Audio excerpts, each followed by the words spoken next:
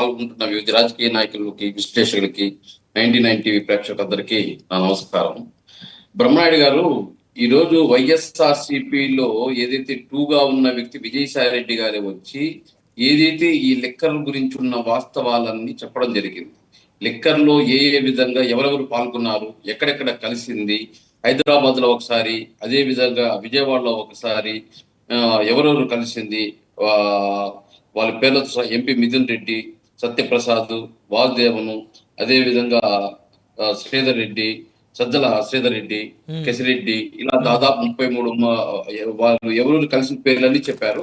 ఇప్పటి వరకు ఏదైతే సిట్టుకున్న, ఏదైతే స్పెషల్ ఇన్వెస్టిగేషన్ టీమ్ కున్న ఏదైతే 33 మంది ఉన్నట్టుగా చెప్పడం, ఇంకా కొంతమందిని యాడ్ చేయాల్సింది వస్తుందని చెప్పడం, ఏ విధంగా వాళ్ళు దోచుకున్నారు, A1 గా రాజకేశ్ రెడ్డి, A6 గా సజ్జల శ్రీధర్ రెడ్డి, A8 గా Chaitanya, A13 Dilip, A31 IAS Dhananjaya Reddy, ఇలా సెక్షన్ లో పెడుతూ వాళ్ళు ఎక్కడెక్కడ ఎంతెంత దోచుకునింది, ఏ విధంగా దోచుకునింది, ఏదైతే డిస్టిలరీలు ఉన్నాయో ఆ డిస్టిలరీలు వీళ్ళు లీజుకు తీసుకొని వీళ్ళు లేబుల్స్ పెట్టి ఏ విధంగా వీళ్ళు బ్రాండ్స్ పోయే విధంగా చేస్తూ ఆ బ్రాండ్స్ లో ఎంత పర్సంటేజ్ లో ఫిక్స్ చేసుకొని ఒక డీలాగ్ చేసినట్టు విజయసాయి రెడ్డి స్పష్టంగా చెప్పారు. నేను ఏది అప్రూవ్ గా మారుతున్నాను, నేను అన్ని చెప్తున్నాను, మీరు కూడా చెప్తే ఏ ఇబ్బంది ఉండదు, చెప్పకపోతే ఖచ్చితంగా అన్ని విషయాలు స్పష్టం చేయడం జరిగింది విజయసాయి రెడ్డి గారు. అదే విధంగా ఈరోజు 7 మందిని, దాదాపు 7 మంది కసిరెడ్డిని గాని, సజ్జల శ్రీధర్ రెడ్డి గాని, చైతన్య గాని, దిలీప్ ని గాని, ధనంజయ రెడ్డి గాని, కృష్ణారి మోహన్ గాని, బాలాజీ గోవిందం గాని, వీళ్ళందరూ కూడా రిమాండ్ కి తీసుకోవడం జరిగింది. రేపు నెల 3వ తేదీ వరకు వీళ్ళందరూ రిమాండ్ లో ఉంటారు. ఇంకా చాలా విషయాలు కూడా దీనివల్ల బయట రావడం జరుగుతుంది.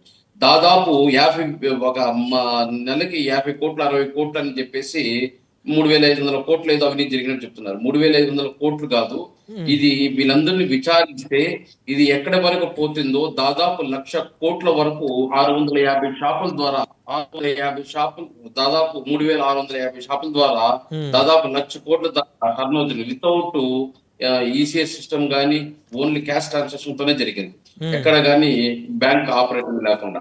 కాబట్టి ఈ అవినీతి అనేది ఎక్కడి వరకు పోతుందో అనేసి సిట్ అధికారులు కూడా ఆరాధిస్తున్నారు. అదే విధంగా ఈ రోజు ఖరీదైన కార్లు, ఖరీదైన ఆస్తులు ఎక్కడెక్కడ ఉండేది మొత్తం వీళ్ళు విచారణలో తేలడము, అదే విధంగా దీనిపైన ఈడీ కూడా ఒక ఇన్వెస్టిగేషన్ చేయడము, ఇవన్నీ చూస్తుంటే ఖచ్చితంగా వైఎస్ఆర్సీపీ పార్టీ ఇప్పుడు చెప్తున్నారు కార్యకర్తలకి న్యాయం జరగడం లేదు, కార్యకర్తలపై ఏదైతే చర్య తీసుకుంటారో అధికార పార్టీ వాళ్ళపైన కేసులు పెడుతుంది, కార్యకర్తల పైన పెట్టడం లేదు.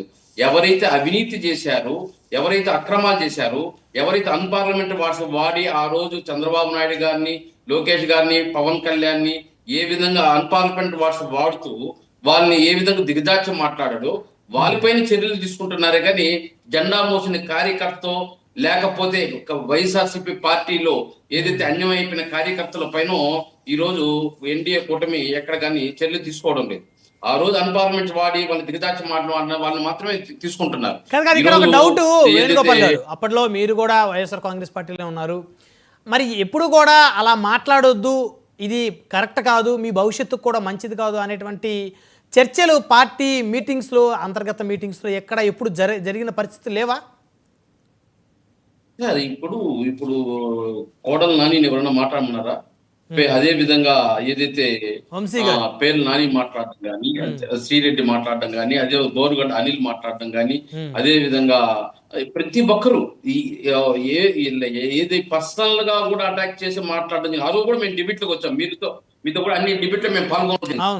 ఏ రోజు మేము పర్ఫార్మెన్స్ మాట్లాడాలి, సబ్జెక్ట్ ఏదైనా ఉంటే సబ్జెక్ట్ మాట్లాడతాము. ఆ రోజు ప్రతిపక్షంలో ఉన్నాయి, ప్రతిపక్షం ఏం చేస్తుంది, అధికారం ఏం చేస్తుంది మాట్లాడమే కానీ ఏది కానీ పర్సనల్ గా దూషించిన పరిస్థితి లేదు. ఏ రోజు కానీ మేము ఏం చెప్తున్నాం, ఇప్పుడు కూడా సబ్జెక్టే మాట్లాడుతున్నాం. ఏ రోజు కానీ మేము పర్సనల్ గా పోయి అన్పార్లమెంట్ వాడమనో, లేకపోతే వాళ్ళు మాట్లాడితే మనం ఖండించే స్థాయిలో మనం లేదు. ఆ రోజు కూడా సరే సజ్జల రామకృష్ణారెడ్డి గారు పర్సనల్ ఏదైతే పబ్లిక్ మీటింగ్ లో కూడా రోజా గారు మాట్లాడుతూ ఉంటే చంద్రబాబు నాయుడు గారిని మీరు వ్యతిరేకించండి, చంద్రబాబు నాయుడు మీరు దూషించండి అని పదే చెప్పిన వాయిస్ కూడా బయట వచ్చాయి.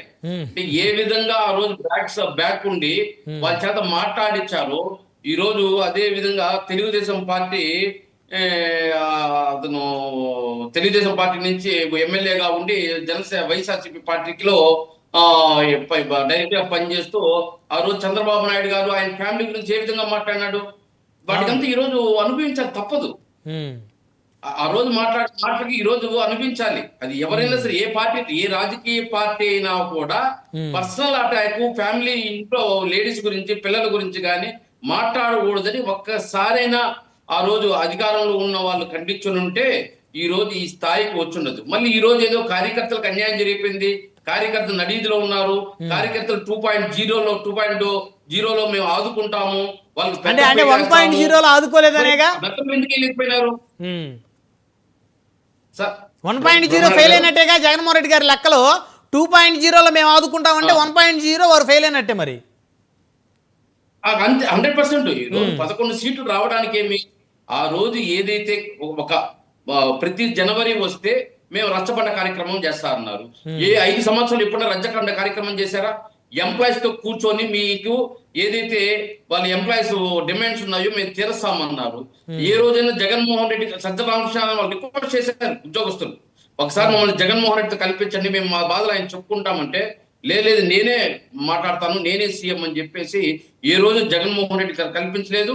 ఆ ఉద్యోగస్తులు సమస్య తీర్చలేదు, కార్యకర్తలు సమస్య తీర్చలేదు. అవినీతి, అక్రమాలు, అన్పార్లమెంట్స్ వాడడము, ఇవన్నీకి నిదర్శనం 11 సీట్లు రావడం. ఇప్పుడు వాళ్ళు చేసిన అరాచకాలు, అవినీతికి, అదేవిధంగా కార్యకర్తలకు చేసిన అన్యాయము, అదే విధంగా ఉద్యోగస్తులకు చేసిన అన్యాయము, ఇవన్నీ ఎక్కడికి పోతాయి? ఇవన్నీ తిప్పి కొట్టింది. ఈరోజు 11 సీట్లు రావడానికి కారణం అదే. అంతేగాని మేము 1.0లో మేము న్యాయం చేయలేకపోయినాం, 2.0లో మీకు న్యాయం చేస్తాం, మళ్ళీ మమ్మల్ని నమ్మనంటే ఏ విధంగా నమ్ముతారు? అదే రాజశేఖర రెడ్డి గారు ఫస్ట్ టర్మ్ లోనే ప్రజలకు మేలు చేశాడు, ప్రజలకు న్యాయం చేశాడు, అందరూ మనసులో ఒక దేవుళ్ళగా నిలిచిపోయాడు. రైట్. అది ఎందుకు చేయలేకపోయాడు? నేను మళ్ళీ వస్తాను, 1 by 1 మాట్లాడదాం. మనతో తెలుగుదేశం నుంచి విజయ్ కిరణ్ గారు ఉన్నారు. విజయ్ కిరణ్ గారు నమస్తే అండి. సార్ గుడ్ ఈవినింగ్ అండి. సో మొత్తానికి మద్యం కుంభకోణం వ్యవహారంలో కీలకమైనటువంటి వ్యక్తులందరూ కూడా అరెస్ట్ అయ్యారు. అయితే వారి పాత్ర ఏ మేరకు ఉందని అనుకోవాలి. సో విచారణ జరుగుతూ ఉంది. సో ధనుంజయ రెడ్డి గారు, కృష్ణమోహన్ రెడ్డి గారు లాంటి వ్యక్తులు అంటే వారు అధికారులుగా ఉండి జగన్మోహన్ రెడ్డి గారికి నమ్మిన బంటులుగా ఉన్నారు. తాడేపల్లి ప్యాలెస్లో వారు మరి ముఖ్యమంత్రి గారి దగ్గర బలమైనటువంటి మంత్రులుగా వారు ఉన్నటువంటి పరిస్థితి ఉంది అనధికారికంగా.